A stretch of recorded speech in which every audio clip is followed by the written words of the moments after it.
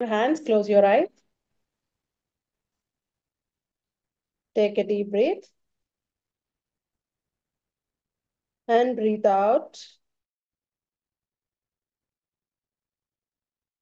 Gurur Brahma, Gurur Vishnu, Gurudevo Maheshwaraha, Guru Sakshat Parabrahma, Tasmai Sri Gurave Namaha.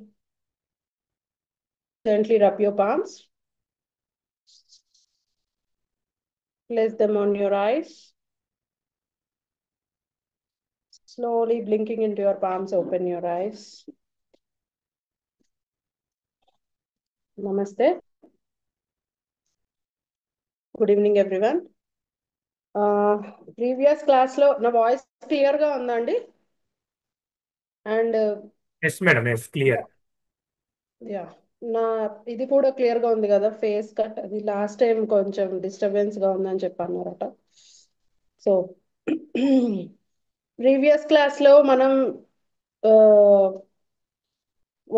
అసలు time line of yoga గురించి మనం తెలుసుకున్నాం కదా ఎక్కడి నుంచి యోగా స్టార్ట్ అయింది వేదాస్ అండ్ ఉపనిషత్స్ నుంచి ఏ ఏ పీరియడ్స్ లో ఉంది 1500 BC 1500 నుంచి 500 BC వరకు ఋగ్వేద అండ్ ఉపనిషత్స్ లైక్ మాండూక్య ఉపనిషత్తు మైత్రేయ ఉపనిషత్తుల్లో యోగా గురించి అంటే లైక్ ప్రాణ మెడిటేషన్ ఆసనాస్ గురించి డిస్కషన్ ఉందని చెప్పాము నెక్స్ట్ వచ్చి భగవద్గీత ఎరా వచ్చి 500 నుంచి 200 BCE వరకు సో ఇది ఇన్కల్కేట్ ఇన్ మహాభారత అందులో జ్ఞాన యోగ భక్తి యోగ అండ్ మెడిటేషన్ గురించి భగవద్గీతలో శ్రీకృష్ణ పరమాత్ముడు దాని గురించి డిస్కషన్ ఉంది నెక్స్ట్ వచ్చి పతంజలి మహర్షి ఎరా గురించి కూడా మనం డిస్కస్ చేసాం 200 BCE నుంచి 200 CE వరకు ఫాదర్ ఆఫ్ యోగా పతంజలి మహర్షి గురించి మనం డిస్కస్ చేసాం ఆల్రెడీ ఫస్ట్ క్లాస్ లో మనం పతంజలి మహర్షి ఎవరు ఆయన గురించి మనం తెలుసుకున్నాము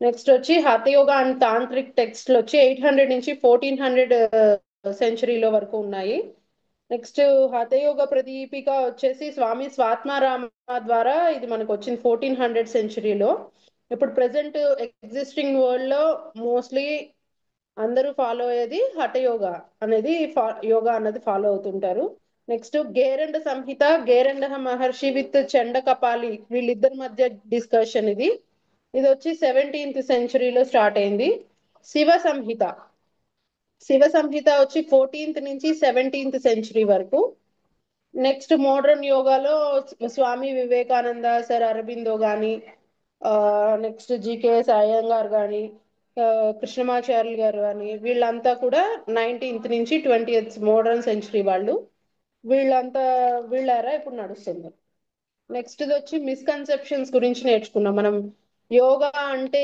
దేని గురించి ఎక్కువగా ఆలోచిస్తారు asanas is a not yoga slimming and thinning is a not yoga అంటే వెయిట్ లాస్ పర్పస్ కోసం యోగాని మనం యూజ్ చేసుకోం వెయిట్ గెయిన్ కోసం కానీ మెమరీ పవర్ ఇంక్రీజింగ్ కానీ వీటన్నిటికీ yoga is a not for that next వచ్చేసి పర్ఫార్మింగ్ కాంప్లికేటెడ్ ఆసనాస్ వచ్చి యోగా కాదు next related not religion yoga అనేది ఎనీ రిలీజియన్స్ కి వర్తించదు ఏ రిలీజియన్ కి ఇది సంబంధం లేనిది ఈ యోగా అనేది డిసీజెస్ ని ట్రీట్ చేయదు అంటే చాలా అక్యూట్ డిసీజెస్ ని ట్రీట్ చేయదు నెక్స్ట్ ఎగ్జిబిటింగ్ సిద్ధీస్ కోసం ఏవేవో సిద్ధీస్ వస్తాయని చెప్పి యోగాని మనం చేయటం కాదు యోగా దాని గురించి మాత్రమే కాదు సో ఇన్ని చెప్పా కదా యోగా దేని గురించి మరి ఎనీబడి ఆన్సర్ ప్లీజ్ రెస్పాండ్ అసలు మోక్షం యోగా గురించి. అంటే దేని గురించి మేడం, మోక్షం పొందడానికి. యా జీవాత్మని పరమాత్మలో కలపటం మోక్ష సాధన కోసం spirituality body mind and spirit equilibrium కోసం యోగాని మనం చేస్తాం అదర్స్ మైండ్ ని రీడ్ చేయడం కోసం కూడా యోగా అనేది కాదు ఓకే నెక్స్ట్ ఈ హఠయోగానే కాకుండా ఇంకా మిగతావి కూడా మనం చెప్పుకున్నాం కదా మేజర్ యోగా టెక్స్ట్ వచ్చి గేరండ సంహిత హఠయోగా హతరత్నావళి శివ సంహిత వీటివి మేజర్ గా ఇప్పుడు మీ సిలబస్ లో ఉన్నవి వచ్చేసి ఘేరండ సంహిత వచ్చేసి ఇందులో 7 చాప్టర్స్ ఉంటాయి. Discussion between the Gheranda Maharshi and Chandakapali. Pupil వచ్చి చండకపాలి అనే ఒక ప్యూపుల్ ద్వారా ఈ వీళ్ళిద్దరి మధ్య జరిగిన ఇది. ఇందులో 7 చాప్టర్స్ ఉంటాయి. 7 చాప్టర్స్ వచ్చి శోధన, ధృత, స్థైర్య, ధైర్య, లాఘవ, ప్రత్యక్ష, నిర్లిప్త. వీటి గురించి మనం ఆల్రెడీ ఘేరండ సంహితలో డిస్కస్ చేసుకున్నాం. నెక్స్ట్ వచ్చేసి హఠయోగ. హఠయోగాలో 4 చాప్టర్స్ మెయిన్లీ. స్వాత్మారామ 15th సెంచరీలో చేశారు. 15 ఆసనాసు, యమాసు, నియమాసు, ఫుడ్, ప్లేసు, సాధక బాధక తత్వాలు వీటి గురించి. షట్కర్మాసు, 8 ప్రాణాయామాస్, అష్టకుంభకాస్ గురించి. నెక్స్ట్ ముద్రాసు, బంధాసు అండ్ సమాధిలో 4 స్టేజెస్ గురించి ఉంటాయి.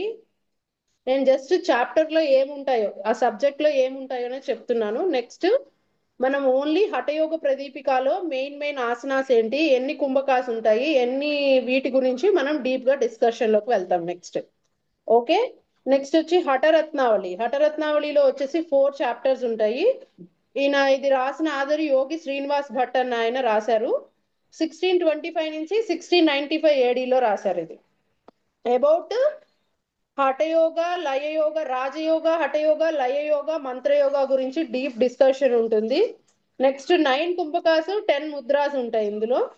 36 ఆసనాసు, 84 నేమ్స్ ఆఫ్ ఆసనాస్ గురించి డిస్క్రిప్షన్ ఉంది. ఇందులో 4 స్టేజెస్ ఆఫ్ సమాధిస్ గురించి చెప్తారు. పిండ, అండ, పిండ, బ్రహ్మాండ, మైక్రో కన్సెప్షన్ నుంచి మ్యాక్రో కన్సెప్షన్ కి ఎలా వెళ్తాము అనే దాని గురించి ఈ హఠరత్నావళిలో డిస్కషన్ ఉంటుంది. నెక్స్ట్ శివ సంహిత.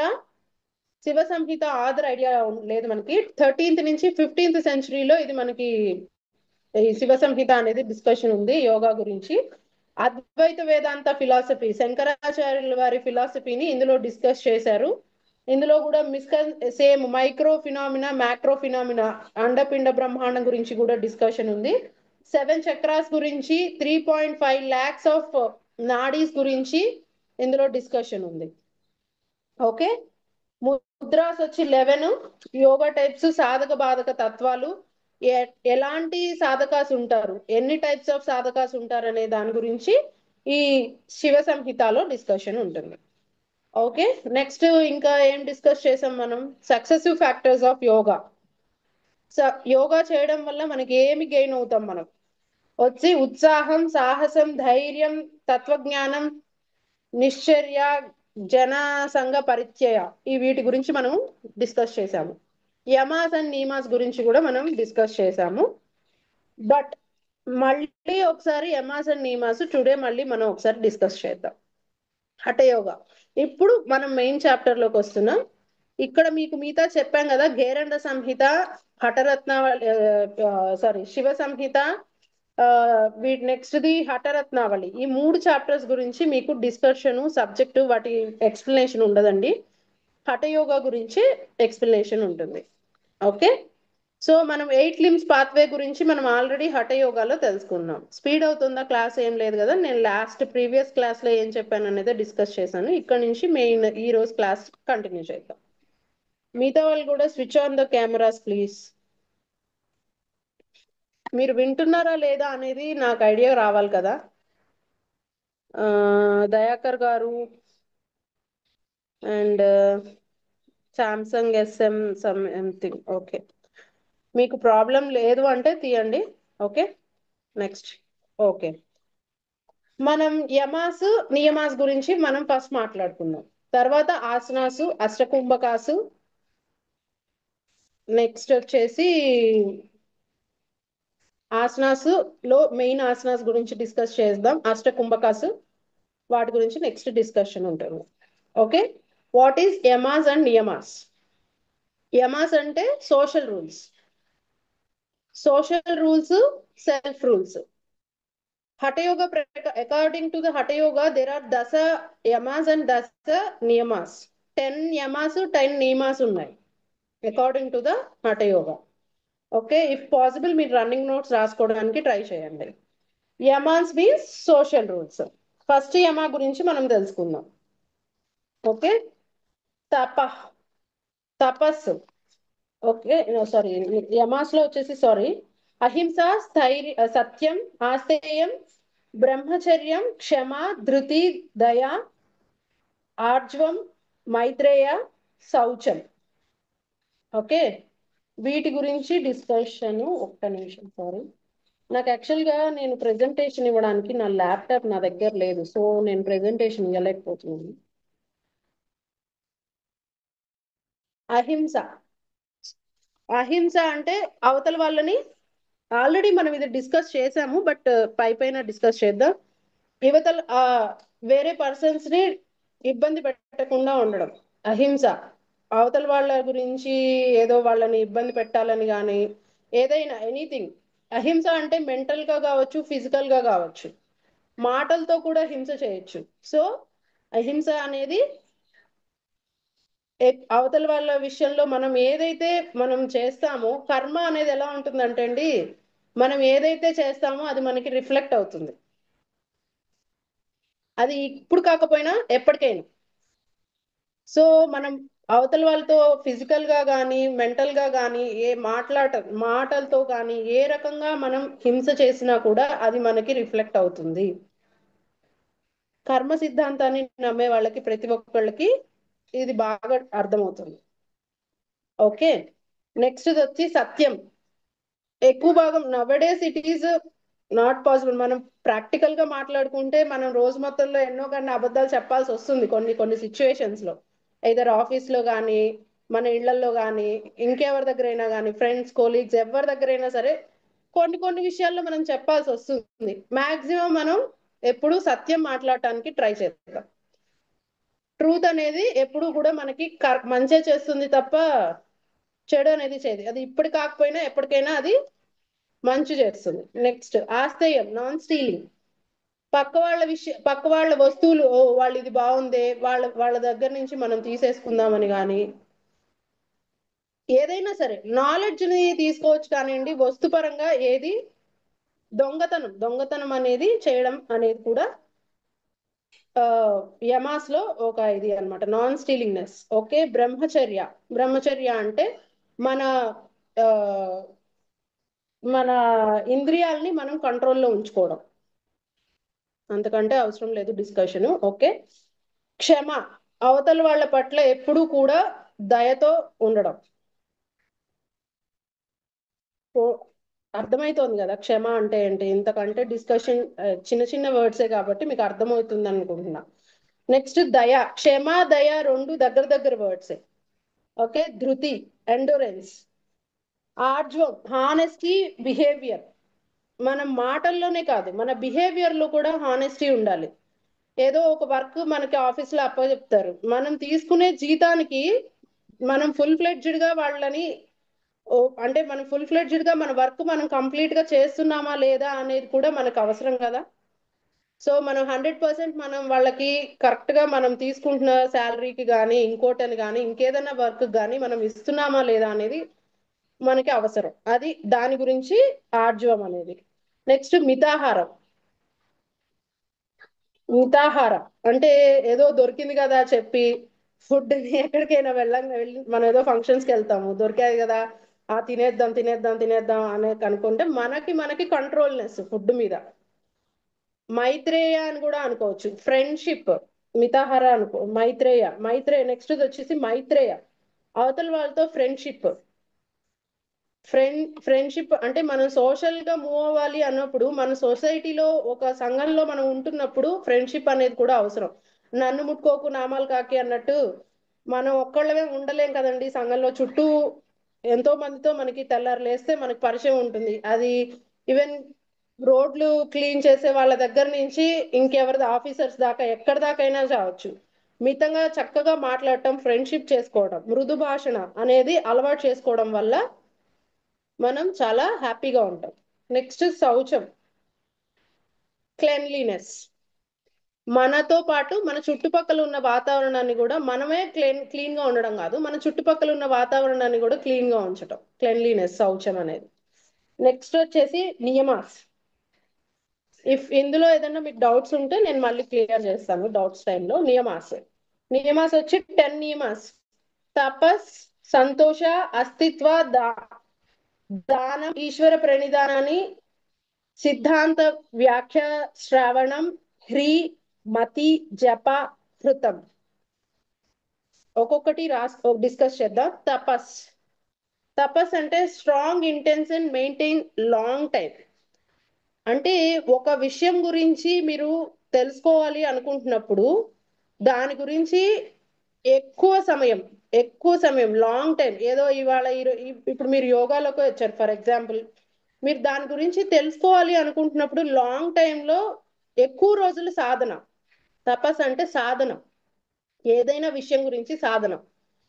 ఇది ఇవాళతో వచ్చేసేది కాదు కదా, 1 రోజులు 2 రోజులు 1 మంత్ 1 ఇయర్ కోర్స్ లో వచ్చేసేది కాదు యోగా అనేది.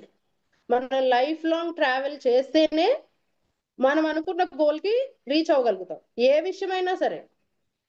ఐదర్ అది కుకింగ్ కానివ్వండి, ఇంకోటి కానివ్వండి, ఏదైనా సరే కంటిన్యూగా సబ్జెక్ట్ గురించి డిస్కషన్ చేసుకుంటూ మనం దాని గురించి తెలుసుకోవటం అనేది తపస్సు. ఇప్పుడు యోగులు మునులు తపస్సు చేశారు అంటారు. వాళ్ళు దేని గురించి తపస్సు చేస్తున్నారు? మోక్ష సాధన కోసం కంటిన్యూషన్ కొన్ని వేల సంవత్సరాల పాటు తపస్సు చేస్తుంటారు. రాక్షసులు, ఈవెన్ రాక్షసులు కూడా మన పురాణాల్లో చెప్తూ ఉంటారు కదా. సో రాక్షసులు కూడా కంటిన్యూ కొన్ని వేల సంవత్సరాల పాటు ఒక విషయం గురించి వాళ్ళు ఏదో ఒక టాపిక్ పెట్టుకుంటారు, నాకు ఈ వరం కావాలి, ఆ వరం కోసం వాళ్ళు సాధన చేస్తూనే ఉన్నారు. సో కంటిన్యూషన్ ప్రాసెస్, ఏదో 1 ఇయర్ 2 ఇయర్స్ 4 రోజుల కోసం చేసేది కాదు యోగా అనేది. సో దాన్ని మనం సెల్ఫ్ గా ఒక రూల్ కింద పెట్టుకోవాలి. రెండోది సంతోష. మనకి మనంగా సంతోషంగా ఉండడం. ఓకే, సంతోషం అంటే ఈ ఎందుకురా బాబు, ఏం చెయ్యాలి ఇప్పుడు దీని గురించి తెలుసుకొని, ఏదైనా సరే ఏ విషయాన్నైనా ఫస్ట్ మనకి మనం సంతోషంగా హ్యాపీగా సబ్జెక్ట్ నేర్చుకోకుండా ఉంటే కనుక మనం ఎన్ని సాధనలు చేద్దామన్నా దాంట్లోకి వెళ్ళలేం మనం. అంతేనా? ఫస్ట్ మీకు హ్యాపీగా ఉండాలి, సబ్జెక్ట్ అనేది ఒక హ్యాపీనెస్ ఇవ్వాలి మీకు. అంతేనా? ఏ విషయమైనా సరే ఒక విషయాన్ని మనం చేస్తున్నాం అంటే హ్యాపీనెస్ లేకపోతే చేయటం వల్ల ఉపయోగం ఉండదు దాని గురించి. సో దట్ ఈస్ కాల్డ్ సంతోష. అస్తిత్వ. అస్తిత్వం అంటే గాడ్ గురించి బిలీవ్నెస్, భగవంతుడి మీద ఒక నమ్మకం. ఓకే, దానం, చారిటీ. మనం రోజువారీ జీవితంలో ఎంతో కొంత చారిటీస్ చేస్తూనే ఉంటాం. సో అది మన లైఫ్ లో అలవర్చుకోవాలి దానం అనేది. నెక్స్ట్ ఈశ్వర పూజ. ఏదైనా గాడ్ కావచ్చు, ఏదో సోర్స్ ఆఫ్ ఎనర్జీ మన ఈ లైఫ్ ని నడిపిస్తోంది అని అనుకుంటాం కదా. సో ఆ ఈశ్వర పూజ అనేది మనకి ఖచ్చితంగా కావాలి. నెక్స్ట్ సిద్ధాంత, వ్యాకర, శ్రవణం. వ్యాకరణాలు, సిద్ధాంతాలు అంటే మనం ఆల్రెడీ చెప్పాం, డిఫరెంట్ టైప్స్ ఆఫ్ బుక్స్ గురించి నాలెడ్జ్ పెంచుకోవడం. వేదాసు, ఉపనిషత్సు, వీటి గురించి మనం చదవటం, వినడం. ఇప్పుడు చాలా మంది చెప్తూ ఉంటారు కదా మనకి, లైక్ చాగంటి కోటేశ్వరరావు గారు భగవంతుడి గురించి, లేదు గొప్ప గొప్ప విషయాలు, ధర్మం అంటే ఏంటి, వీటి గురించి చెప్తూ ఉంటారు. సో ఇలాంటివి వినడం, చదవడం, డిస్కస్ చేయడం, దీని గురించి మాట్లాడుకోవచ్చు. అది కూడా మన లైఫ్ స్టైల్లో ఒకటిగా ఇంకల్కేట్ చేసుకోవాలి. 10 రూల్స్ లో అది కూడా ఒకటి. నెక్స్ట్ వచ్చి హ్రీ. It is a quality unassuming the circumstances.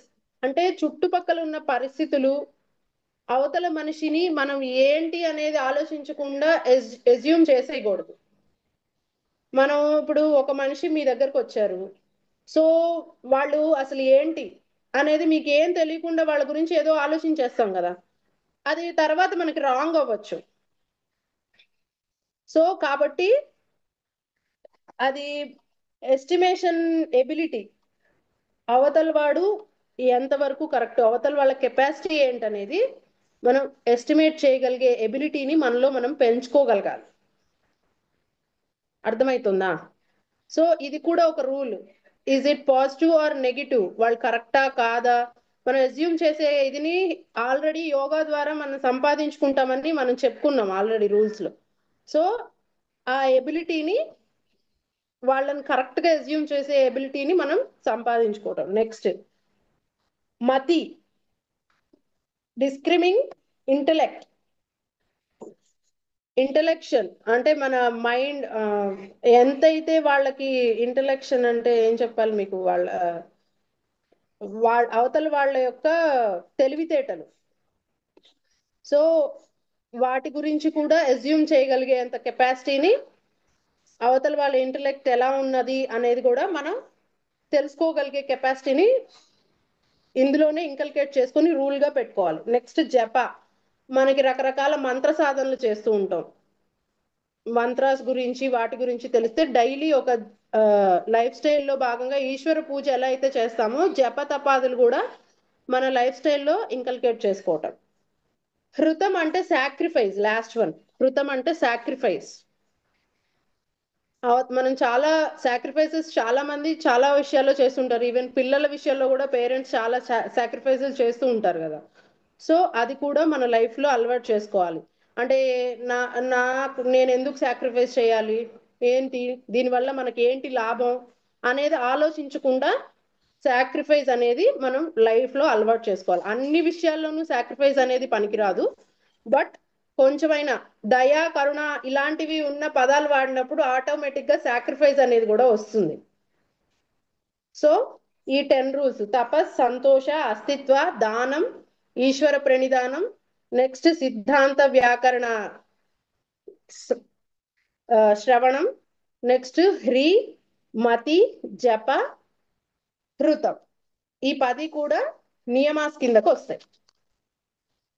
Okay, next ఇప్పుడు మనం ఆల్రెడీ బెనిఫిట్స్ గురించి మాట్లాడుకున్నాం కాబట్టి ఆసనాస్ గురించి మాట్లాడుకుందాం. Okay, according to the Hatha Yoga Pradipika and Shiva Samhita, there are mainly 4 ఆసనాసే మనకి మెయిన్ గా ఉన్నాయి. అర్థమవుతుంది కదండి? షోమితం సార్. ఎస్ మేడం, చాలా క్లియర్ గా ఉంది యా, మేడం. ఓకే. నియమాలు 9 వచ్చాయి, ఒక్కసారి రిపీట్ చేయండి. నియమాస్ చూసుకోండి: తపస్, సంతోష, అస్తిత్వ, దానం, ఈశ్వర ప్రణిధానం, సిద్ధాంత వ్యాకరణ శ్రవణం, హ్రీ, మతి, జప, హృతం. 10. Okay madam. మీకు కావాలంటే ఇవి సార్ ఆంజనేయులు సార్, మీరు ఏమైనా పోస్ట్ చేయగలిగితే చేయండి సార్. ఇవి ట్రై చేయండి, లేదంటే నేను మీకు పోస్ట్ చేస్తాను, మీరు గ్రూప్ లో పోస్ట్ చేయండి. Okay madam.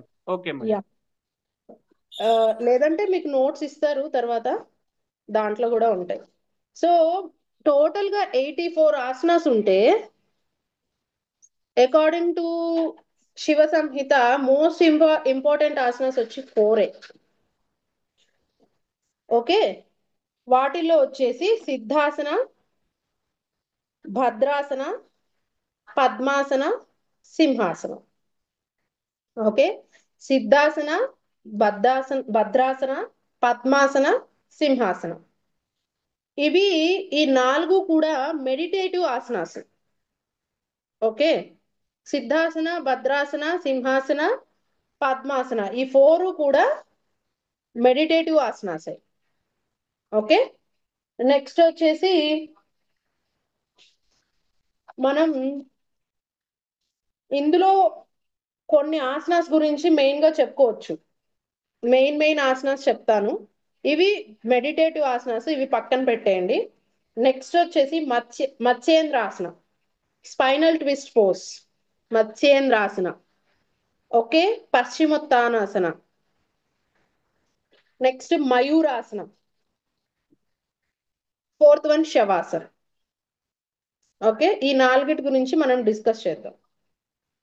ఏం బెనిఫిట్స్ ఉంటాయి దాని గురించి డిస్కషన్ చేద్దాం. ఫస్ట్ వచ్చేసి మత్స్యేంద్రాసన. మత్స్యేంద్రాసన వచ్చేసి స్పైనల్ ట్విస్ట్ పోజ్. మీకు ఐడియా ఉండే ఉంటుంది మత్స్యేంద్రాసన అనేది, మీకు ప్రాక్టికల్ క్లాసెస్ లో చెప్తారు. సో మత్స్యేంద్రాసన ఏంటి, స్పైనల్, నేను ఇప్పుడు చూపించలేను, మీకు ఐడియా ఉంటుంది కదా మత్స్యేంద్రాసన అనేది. సో దీని గురించి మనం బెనిఫిట్స్ ఏంటి, కాంట్రా ఇండికేషన్స్ ఏంటి, దాని గురించి డిస్కస్ చేద్దాం. ఓకే, మత్స్యేంద్రాసనలో మీకు ఏం ఫస్ట్ వస్తుందంటే జఠర ప్రదీప్తం.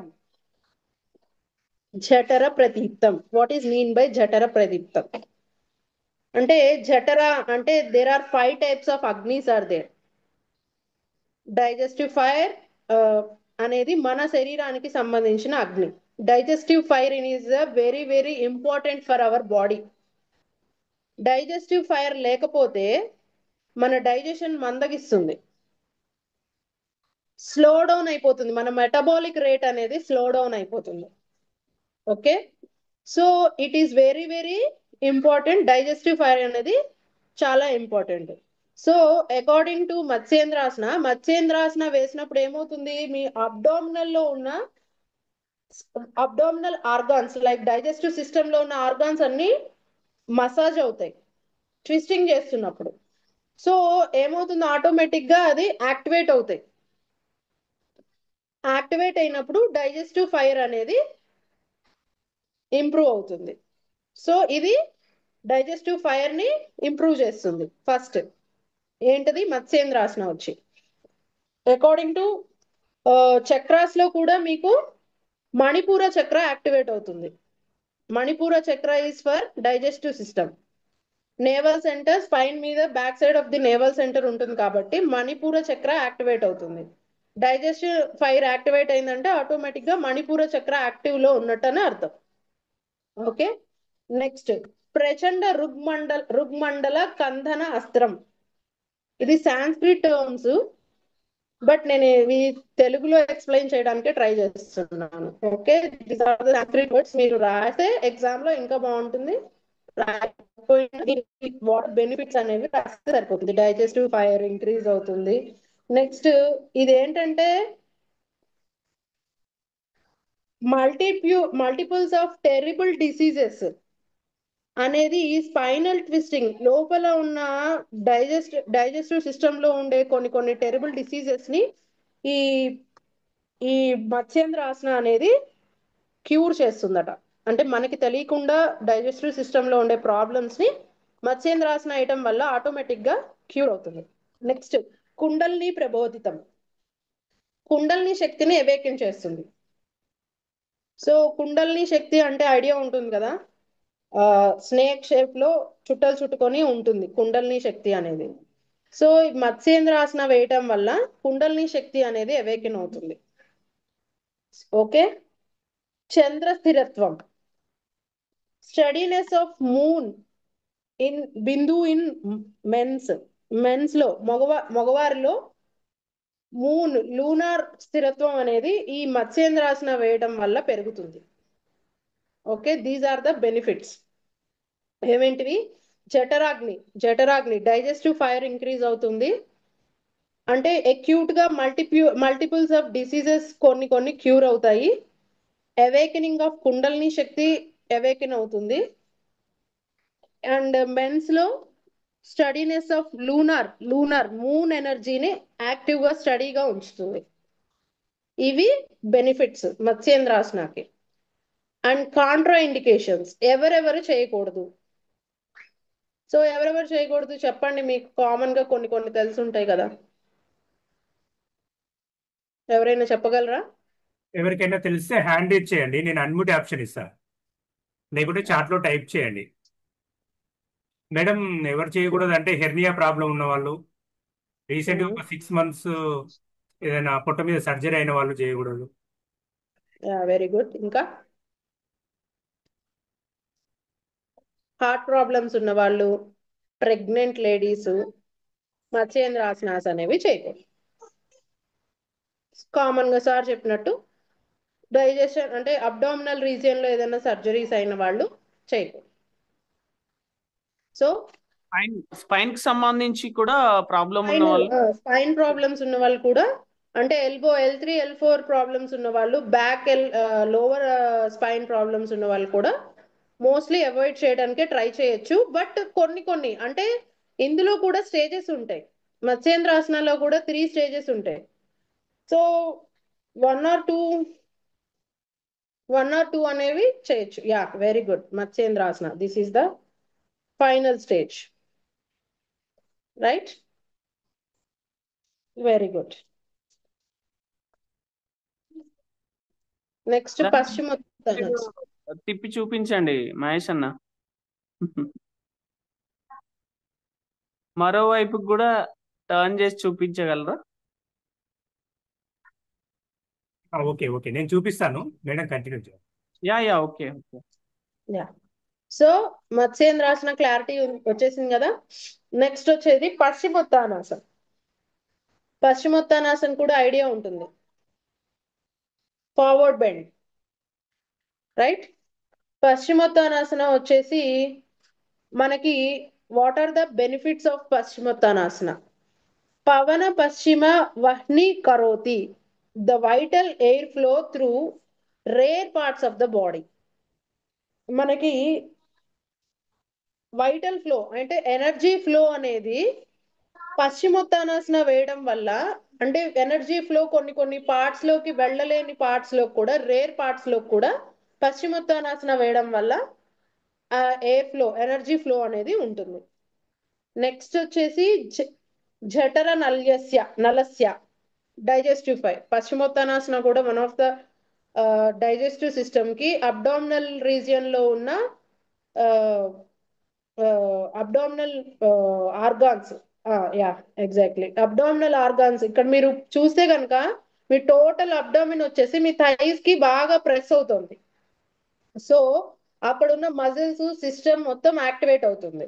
సో ఆటోమేటిక్ గా యాక్టివేట్ అయినప్పుడు మీ డైజెషన్ ఇంప్రూవ్ అవుతుంది. డైజెస్టివ్ ఫైర్ ఇంప్రూవ్ అయినప్పుడు డైజెషన్ ఇంప్రూవ్ అవుతుంది, మెటబాలిజం అనేది యాక్టివ్ లో ఉంటుంది అనమాట. సో నెక్స్ట్ వచ్చేసి ఉదర కరస్యం, ఫ్లాట్నెస్ ఆఫ్ అబ్డోమెన్. చాలా మందికి స్టమక్ పెద్దగా ఉంటుంది, అంటే పెద్ద పొట్ట ఉన్న వాళ్ళకి పశ్చిమోత్తానాసన అనేది వన్ ఆఫ్ ద బెనిఫిట్ ఆసన అన్నమాట. ఫార్వర్డ్ బెండింగ్ అయినా కూడా మనం ఏం చేస్తాము, ఇన్హేల్ ఎక్సేల్ చేస్తూ పశ్చిమోత్తానాసనలోకి వెళ్తాం. సో టమ్మీ ఆటోమేటిక్ గా టక్ అవుతుంది. అక్కడ టమ్మీ టక్ అయినప్పుడు ఏమవుతుంది, అక్కడున్న ఫ్యాట్ ఆటోమేటిక్ గా బర్న్ అవడానికి సెల్స్ ఏం చేస్తాయి, మనం ఎక్సలేషన్ లో ఉంటాం. అక్కడ ఎక్సలేషన్ లో ఉన్నప్పుడు ఏమవుతుంది, నేను అనాటమీ పరంగా కూడా చెప్తున్నా చూడండి. మీరు ఇన్హేల్ చేసి ఎక్సేల్ చేసినప్పుడు, బెండ్ ఫార్వర్డ్ చేసినప్పుడు, అది ఒకసారి పెట్టండి చెప్తాను మీకు. సో ఎవరు చేస్తున్నారు, స్క్రీన్ ఒకసారి షేర్ చేయండి.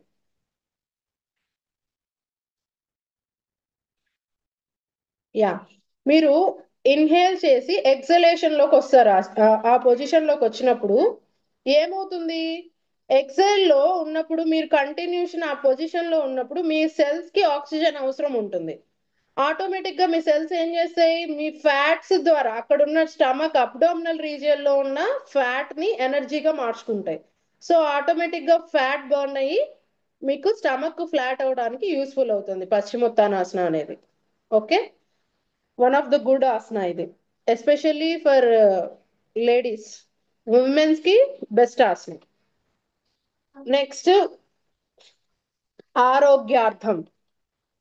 ఆరోగ్యార్థం అంటే డిసీజెస్ ఫ్రీ, అంటే డిసీజ్ లేకుండా చేస్తుంది ఆసన. అంటే మాక్సిమం ఏమవుతుంది, మాక్సిమం డిసీజెస్ మనకి ఎక్కడి నుంచి వస్తాయండి, డైజెషన్ ప్రాబ్లమ్స్ ఉన్న వాళ్ళకి డిసీజులు కొంచెం ప్రాబ్లం అవుతుంది. మెటబాలిక్ రేట్, ఫీవర్ కానీ ఇంకేవైనా కూడా, బీపీ కానీ ఇవన్నీ, ప్లస్ షుగర్, డయాబెటిక్ ఎందుకు వస్తుంది, మన ప్యాంక్రియాస్ ఇన్సులిన్ ని కరెక్ట్ గా సెక్రీట్ చేయాల్సిన అమౌంట్ లో సెక్రీషన్ లేకపోవడం వల్ల ప్రాబ్లం వస్తుంది, ఆటోమేటిక్ గా డయాబెటిక్ అనేది వస్తుంది.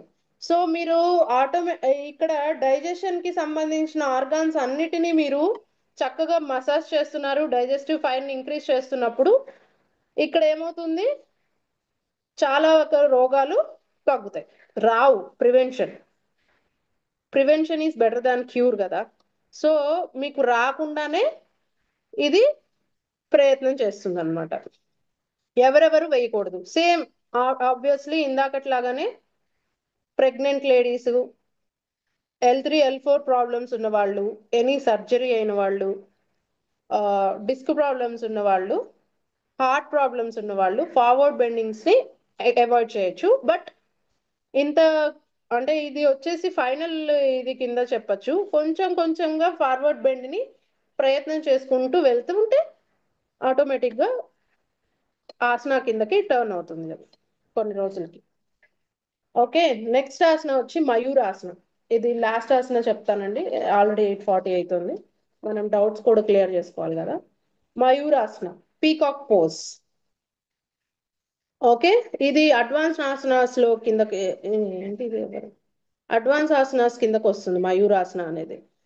సో మీకు మయూరాసన ఉంటే చూపించండి. నెక్స్ట్ హృత, ఇందులో బెనిఫిట్స్ ఏంటి?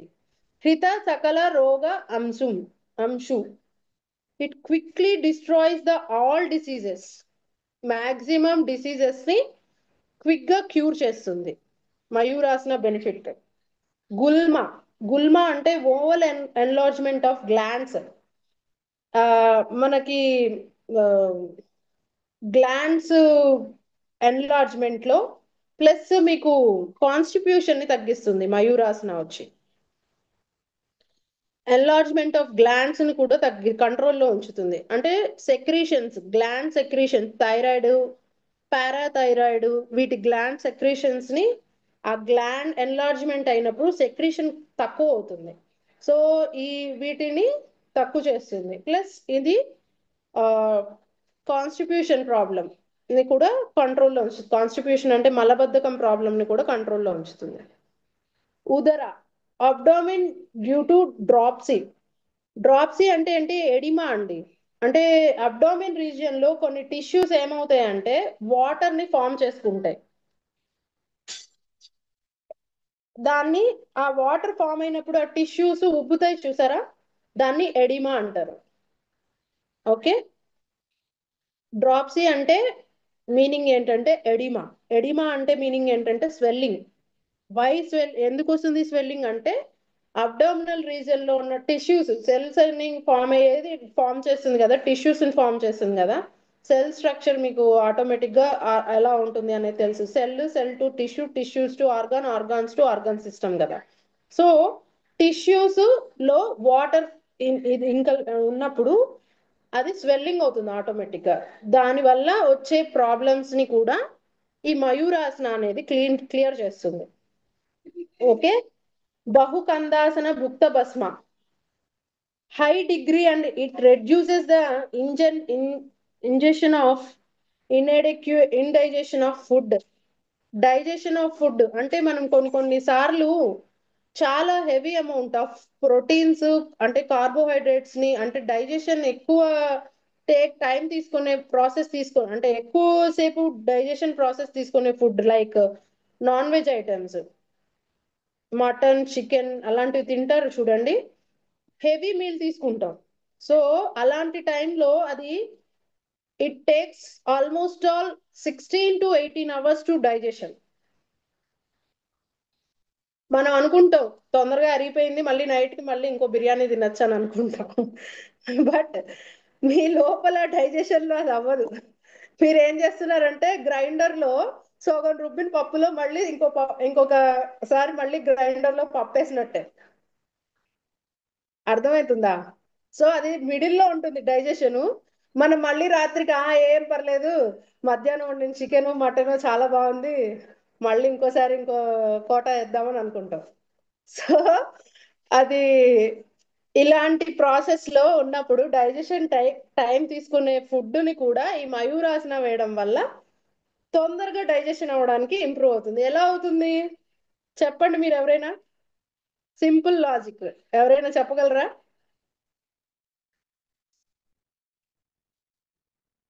ఎనీవన్? ఏం లేదండి, మీరు మయూరాసన వేసినప్పుడు ఇందాక నేను ఆల్రెడీ చెప్పాను డైజెస్టివ్ ఫైర్ ఇంక్రీజ్ అవుతుందని. సో డైజెస్టివ్ ఫైర్ ఇంక్రీజ్ అయినప్పుడు డైజెషన్ ప్రాసెస్ కూడా ఇంక్రీజ్ ఫాస్ట్ గా అవుతుంది కదా. సింపుల్ టెక్నిక్, ఏం లేదు. నార్మల్ పర్సన్ లో 16 to 18 hours తీసుకునే డైజెషన్ ప్రాసెస్ నార్మల్ యోగా చేసే వాళ్ళు మయూరాసన వేసినప్పుడు ఆ ప్రాసెస్ వల్ల ఏమవుతుందంటే ఆ అరుగుదల కాని ఫుడ్ ను కూడా చాలా తేలికగా అరిగేలాగా చేస్తుంది మయూరాసన. మీరు మయూరాసన వేసేటప్పుడు మీ హ్యాండ్స్ ఎక్కడ పెడతారు? పోజ్ చూపించండి ఒకసారి. మీ హ్యాండ్స్ ఎక్కడ పెడుతున్నారు? ఆల్మోస్ట్ ఆల్ డైజెస్టివ్ ట్రాక్ దగ్గరకే పెడుతున్నారు, అవునా? So that is. ఇంకొకటి షోల్డర్ స్ట్రెంగ్త్ కూడా ఇంక్రీజ్ అవుతుంది దీనివల్ల. Yeah, correct. Shoulder strength increase అవుతుంది. జఠరాగ్ని, stimulation of digestive fire automatic గా ఇంక్రీజ్ అవుతుంది. కాలకూట విషం తిన్నా కూడా మయూరాసన వేసిన వాళ్ళకి ఈజీగా డైజెస్ట్ అవుతుందట. సో పాయిజన్ కూడా మయూరాసన వేసిన వాళ్ళకి, అంటే ఇప్పుడు మీరు పాయిజన్ తీసుకొని ట్రై చేయమని కాదండి, ఆ, అంటే లాంగ్ లెంత్ లో వేస్తూ వేస్తూ వేస్తూ ఉన్నప్పుడు కొన్ని ఫుడ్స్ తీసుకున్నప్పుడు అండి మనకి తెలియకుండానే స్లో పాయిజన్ అవుతుంది, మనకి తెలియదు. సో అందుకనే కాలా జామున్ తెలుసు కదా మీకు, కాలా జామున్ తినమంటారు. ఇయర్లీ వన్స్ వచ్చే ఒక్కసారైనా. కాలా జామున్ మీన్స్ నేరేడు పండు, blackberries, Indian blackberries. So అది మనం ఖచ్చితంగా ఇయర్లీ వన్స్ ఒక్కసారైనా మన ఆయుర్వేద శాస్త్రం ప్రకారం తినాలి. ఎందుకు అంటే మన ఫుడ్ లో మనకు తెలియకుండానే వెంట్రుకలు వెళ్తూ ఉంటాయి, మనం చిన్ని వెంట్రుకలు వెళ్తూ ఉంటాయి. సో ఈ నేరేడు పండుకి దాన్ని అరిగించే శక్తి ఉంది. సో అందుకని ఖచ్చితంగా కొన్ని అందుకనే అండి ఇండియన్ ఫుడ్ సిస్టమ్ అనేది చాలా వండర్ఫుల్ అండి. ఏ సీజన్ లో వచ్చే ఫ్రూట్స్ ఆ సీజన్ లో. ఇప్పుడు మీకు చూడండి, వింటర్ లోనే కమలా పళ్ళు ఎందుకు వస్తున్నాయి, ఆరెంజెస్. సో వింటర్ లో ఆబ్వియస్ గా మనకి నాసల్ ప్రాబ్లమ్స్ ఉంటాయి, జలుబు చేస్తూ ఉంటుంది. సిట్రస్ దానికి మెయిన్ ఔషధం. విటమిన్ సి అనేది మెయిన్ గా కావాలి. సో మనం ఆరెంజెస్ తీసుకుంటే ఆటోమేటిక్ గా మీ విటమిన్ సి ఇంప్రూవ్ అవుతుంది, మీ ఇమ్యూనిటీ ఇంప్రూవ్ అవుతుంది. సో ఇమ్యూనిటీ ఇంప్రూవ్ అయినప్పుడు ఆటోమేటిక్ గా బ్యాక్టీరియా వైరస్ ప్రాబ్లమ్స్ తగ్గుముఖం పడతాయి. అలా స్పైసెస్ కానీ టర్మరిక్, దాల్చీని, మిరియాలు, జీ ఇవన్నీ ఉంటాయి చూడండి, యాలకులు, లవంగాలు. సో ఇవన్నీ కూడా మన ఇండియన్ ఫుడ్ లోనే మన ఆరోగ్య రహస్యాన్ని పెట్టేశారు మన యాన్సిస్టర్స్. సో మనకి కరోనాలో టైంలో కూడా ఇవన్నీ చాలా మంది నాకు తెలిసి ఇందులో కషాయాలు తాగుంటారు. కరోనా రాకుండా కషాయాలు తాగిన వాళ్ళు చాలా మంది ఉంటారు, అందులో నేను కూడా ఉన్నా. సో ఆ ఇలాంటి వన్ ఆఫ్ ద ఈ ఆసనాస్ వేయటం వల్ల మనకి మనం తీసుకునే ఫుడ్ లో స్లోగా ఏదో ఒక రకంగా ఉన్న పాయిజన్స్ కానీ, ఆ, మనకి తెలియకుండా మన డైజెస్టివ్ సిస్టమ్ లో కొన్ని రకాల వామ్స్ ఉంటాయి. ఫర్ ఎగ్జాంపుల్ నులి పురుగులు అంటూ ఉంటారు, చిన్నపిల్లల్లో ఉంటాయి. సో ఇవి ఏం చేస్తాయంటే అండి, లోపల వాటి వేస్ట్ ని రిలీజ్ చేస్తాయి కదా, అది పాయిజన్ అవుతుంది. బట్ హ్యూజ్ అమౌంట్ లో కాదు, బట్ అవుతుంది. సో దాన్ని కూడా క్యూర్ చేస్తుంది. అర్థమవుతుందా? So this is the benefits of మయూరాసనం. Okay. Contraindications, shoulder problems ఉన్న వాళ్ళు, హార్ట్ ప్రాబ్లం ఉన్న వాళ్ళు అవాయిడ్ చేయడానికే ట్రై చేయాలి. ఇది చాలా ఈ ఆసన ఇది ఇది చాలా అడ్వాన్స్డ్ ఆసన అండి, వేయడానికి కూడా చాలా టైం తీసుకుంటుంది. బట్ ట్రై చేస్తే వెరీ గుడ్ ఆసన. ఇది ఎస్పెషల్లీ ఉమెన్స్ లో రిప్రొడక్టివ్ సిస్టమ్ మీద ఎఫెక్ట్ పడుతుందని కొన్ని థీరీస్ లో ఉంది, నేను విన్నాను. So after giving birth to the child only ఇది ప్రాక్టీస్ చేయడానికి కొంతమంది సజెస్ట్ చేస్తారు, కొంతమంది వాళ్ళు పెట్టేస్తారు. బట్ మాక్సిమం అవాయిడ్ చేయొచ్చు. అంటే లేడీస్ లో ఎస్పెషల్లీ రిప్రొడక్టివ్ సిస్టమ్ మీద ఇది ఎఫెక్ట్ చూపిస్తుంది కాబట్టి ప్రెషరైజ్ ఉండకూడదు. రిప్రొడక్టివ్ సిస్టమ్ మీద, యూటిరస్ మీద ప్రెషర్ ఉండకూడదు కాబట్టి సో ఇది అవాయిడ్ చేయడమే best. But best Haasan, one of the best Haasan. Okay, ఇక్కడతో ఆపుదాం. నెక్స్ట్ వచ్చేసి శవాసన అండి. ఈజీనే, మీకు ఆల్రెడీ అన్నిటికంటే ఫేవరెట్ ఆసన ఏదంటే శవాసన అంటారు చాలా మంది. బట్ నా థీరీ ప్రకారం శవాసన ఇస్ ద వెరీ డిఫికల్ట్ ఆసన అండి. ఎవరైనా చెప్పగలరా ఎందుకో? సందీప్ గారు ఏదో చెప్తున్నారు సార్, కొంచెం వాళ్ళకి యాక్సెస్ ఇవ్వండి.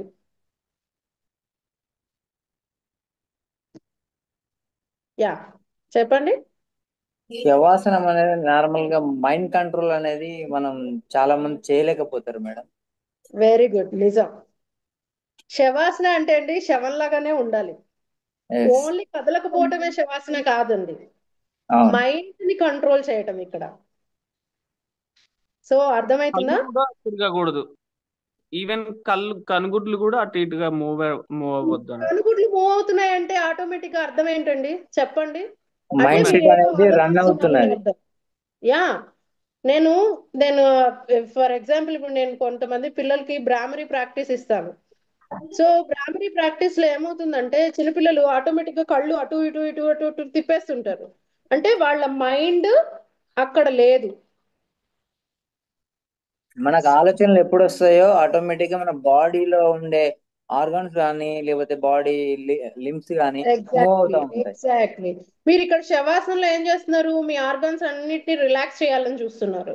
రిలాక్స్ అయినప్పుడు ఆటోమేటిక్ గా కళ్ళు మూసుకున్నప్పుడు మన మైండ్ ఆటోమేటిక్ గా మూవ్ అవుతుంది, మూవ్ ఫార్వర్డ్ అవుతుంది. మనం ఇక్కడ ఉంటామండి, మన మైండ్ ఎక్కడో వైట్ హౌస్ లో ఉంటుంది, యుఎస్ లో. Yes yes. ప్రెసిడెంట్ ట్రంప్ ఏం చేస్తున్నాడో ఆలోచిస్తూ ఉంటాం. ఇంకెక్కడైనా ఉండొచ్చు, కిచెన్ లో చట్నీ పోపు మాడిపోతుందా, ఇవాళ ఏం కూర చేయాలా అని అనుకుంటూ ఉంటారు. బయటకు వెళ్తే ఇంకేం చేయాలని ఆలోచిస్తూ ఉంటాం. మనం పడుకుంటాం కానివ్వండి శవాసనని, ఓ అబ్బో నా ఫేవరెట్ ఆసన, రిలాక్స్డ్ గా పడుకుంటాం అని అనుకుంటాం కానివ్వండి, మన మైండ్ 100 రకాల ఆలోచనలు చేస్తుంది శవాసనలో. Even well experienced yoga practitioners also done the same mistakes. దానికేమి నేను ఇది కాదు, నాట్ ఎ పర్మిటెడ్, నేను కూడా దాంట్లోనే ఇంక్లూడెడ్. 100 ఆలోచనలు చేస్తుంటా, పిల్లల్ని చదివించాలా, ఇవాళ ఏం సబ్జెక్ట్ చదవాలి, ఇవాళ ఏం కూర చేయాలి, నైట్కి ఎలాగా, రేపొద్దున ప్రిపరేషన్ ఏంటి, ఇన్ని ఆలోచనలు చేస్తాం శవాసనలో. సో శవాసన్ని అలాగే ఫాలో అవడానికి ట్రై చేయండి. యా, చూడండి, relax breath, close your eyes, palms facing, ఇది పొజిషన్. ఇక్కడ మైండ్ రిలాక్సేషన్ ఎవరు చెప్పరండి శవాసనలో. సో అది కూడా కావాలి. Okay, thank you. నెక్స్ట్ రేపు వచ్చేసి ఆసనాస్ గురించి, అంటే నేను ఇందాక చెప్పాను కదా పద్మాసన, సిద్ధాసన, వాటి గురించి మనం డిస్కస్ చేసుకుందాం రేపు. ఓకే.